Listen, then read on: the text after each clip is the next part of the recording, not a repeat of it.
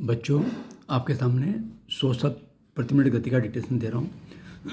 Dictation से पहले जो वाक्यांश बहुत बढ़िया बढ़िया आ रहे हैं इसके अंदर, पहले आप उसको बनाएं, उसकी प्रैक्टिस करें, उसके बाद लिखेंगे तो आप आराम से लिख पाएंगे।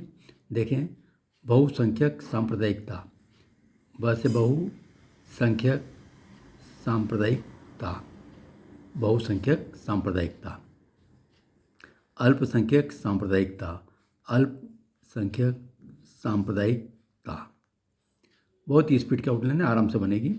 आर्थिक परिस्थिति, डाउनलोड रख वादा करें, थ निकल जाएगा। आर्थिक परिस्थिति।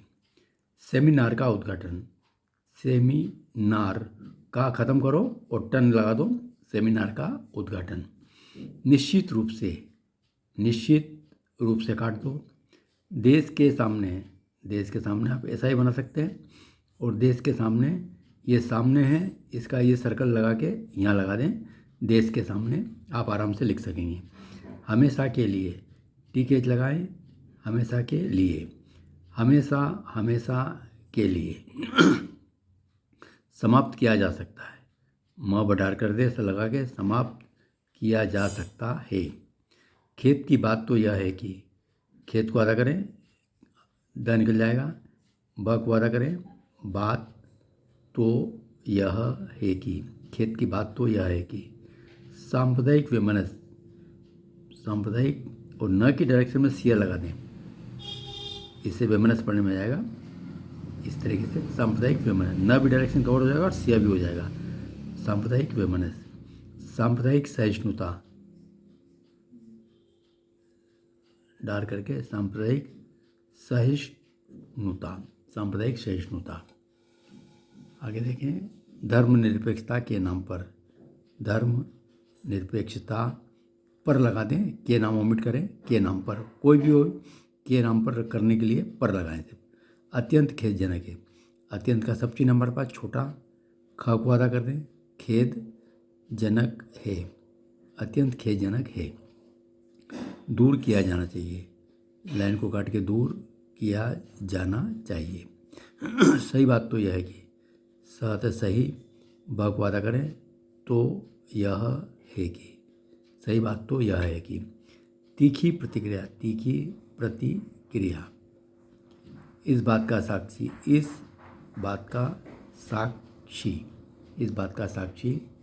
राजनीतिक लाभ के लिए, राजनीतिक लाभ के लिए। सांप्रदायिक हिंसा को लेकर, सांप्रदायिक हिंसा को लेकर।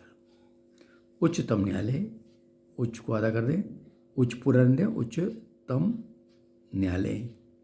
सांप्रदायिक दंगे, सांप्रदायिक दंगे, द से काटे। पुलिस के बल पर, पुलिस के बल को डबल कर दें, बल पर। पुलिस दल, पुलिस दल। जनता दल की सरकार, जा को आधा करें, दल की सरकार। तो बच्चों, ये मैंने आपको ऐसे फ्रेजेस दिए जो आप आराम से इसको लिख पाएंगे। अब आप 100 शब्द प्रति मिनट गति से डिक्टेशन लिखें। Yes, start.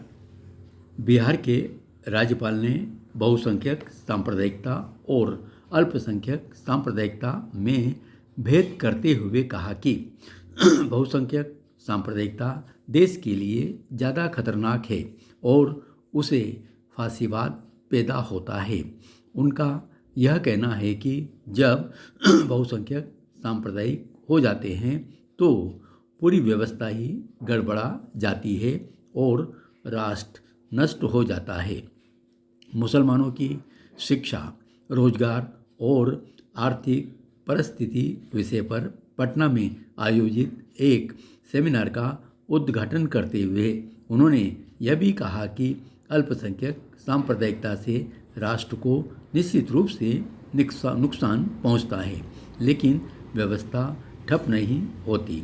सांप्रदायिकता राष्ट्र के लिए हानिकारक है, इससे कोई इनकार नहीं करता, लेकिन बिहार के राज्यपाल ने दोनों सांप्रदायिकताओं में जो भेद करने का प्रयास किया है उससे वे धर्मनिरपेक्षता की नीतियों को बल प्रदान नहीं कर रहे हैं। देश के सामने सवाल तो यह है कि अल्पसंख्यकों और बहुसंख्यकों के बीच असहिष्णुता का भाव ही क्यों पैदा होता है, इसका पता लगाया जाना चाहिए। इस देश का हर नागरिक भारतीय है। यदि वह भाव पैदा हो जाए या करने का प्रयास किया जाए तो अल्पसंख्यक और बहुसंख्यक का विवाद ही हमेशा के लिए समाप्त किया जा सकता है। खेद की बात तो यह है कि सांप्रदायिकता इस देश में खासतौर से आज़ादी के बाद राजनीतिक दलों का निहित स्वार्थ हो गया है। वोट की राजनीति ने सांप्रदायिक वैमनस्य को भड़काया है और सहिष्णुता संवेदनशीलता को जबरदस्त धक्का पहुंचाया है। देश में सांप्रदायिक ताकतें सिर उठा रही हैं, यह बात भी सही है। छोटे छोटे विवादों को बड़ा चढ़ाकर बताया जाता है। सांप्रदायिक सहिष्णुता सने सने घट रही है। ऐसी स्थिति में धर्मनिरपेक्षता के नाम पर दोनों संप्रदायों को भड़काने की कार्रवाई होना अत्यंत खेदजनक है। मोहम्मद शफी कुरैशी का दोनों सांप्रदायिकताओं में भेद करने का प्रयास कम से कम धर्मनिरपेक्षता के भाव को तो नहीं बढ़ाएगा।